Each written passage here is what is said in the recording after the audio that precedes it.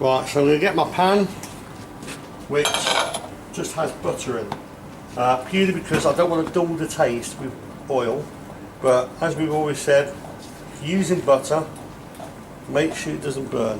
Now, really essential, with the veg you can be sweating off again, Eric is? Yeah, really essential, no colour. Purely because if you've got big brown bits of veg in your rice, it does look quite unsightly.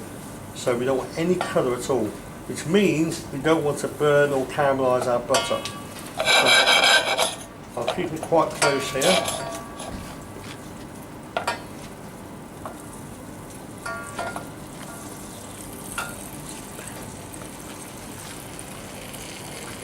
Okay, I'm going to add all my vegetables now.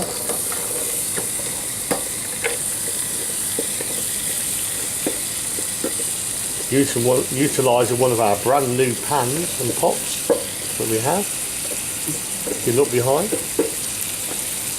lots of new equipment.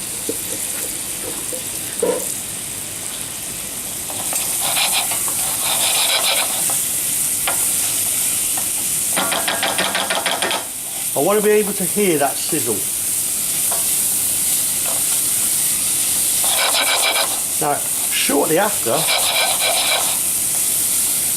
once I've got a nice shine to my vegetables, I'm going to add my rice straight away, because I want to start breaking down that starch that's on the kernel of the rice and start the cooking process. But what I don't want to do is have my stock too quick, because I don't want it to evaporate.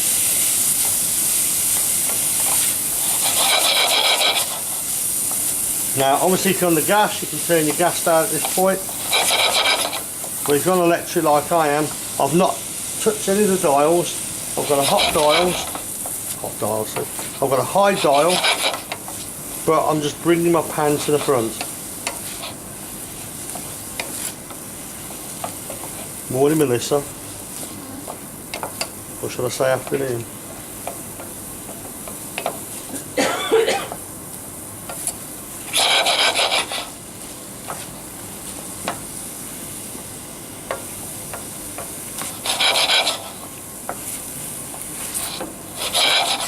A really lovely smell of that cooked veg, butter.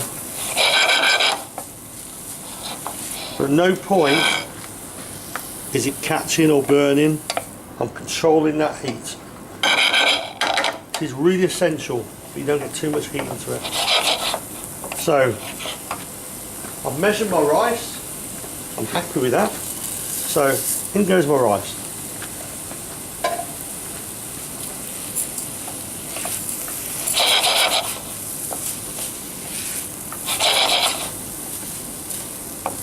Now straight away, as soon as you add the rice, it will absorb any juice that's come out of the veg, also any bits of butter that's left.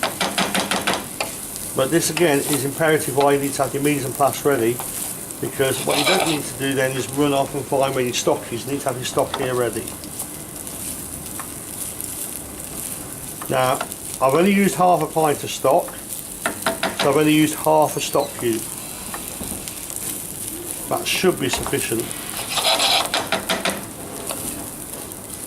But all the time now I'm still cooking the veg down and starting the cooking process for the rice. So, happy with that. I've already measured my stock, so that can go straight in. Now, this is the important bit now. Any bits of rice, vegetables that have worked their way up the side, get them into that stock. Now, I don't need to boil it because it's not boiled rice, it's braised rice. So I can take it off the heat now. As you can see, you've lost the rice now because the stock volume is a lot greater, so you can't actually see the rice. It's just all involved with that stock of veg. What I'm going to do now is get my cartouche that I made. That goes into my pan, spread it around, and then I weight it down with my lid.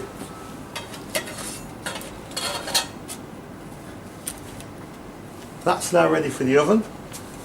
Depending on obviously which oven you use, I would say 15 to 25 minutes. Check it after 10, give it a stir. If it looks like it's a bit dry, then add a bit more liquid to it. If it's okay, just stir it, lid back on, keep checking it. The way to test it obviously is what? Eat it. Not the whole lot, just obviously a small spoonful. Try it. Is the rice still gritty? If you still has a bite to it, it probably just needs that minute or two more. But there is a difference between rice that's cooked and rice that's overcooked, because it swells up and it looks like savoury rice pudding. So you've got to make sure that your rice is cooked but it's not overcooked. So that's now going to go into the oven. Now what I can say is, if I was to be doing this in the restaurant and I wanted to get my mise en place done, I would still never, I'd only ever cook it from there. I wouldn't mise en place and leave it, because obviously the heat that's in there will start evaporating the stock anyway. So just have your mise en place ready on the table. Always do it fresh.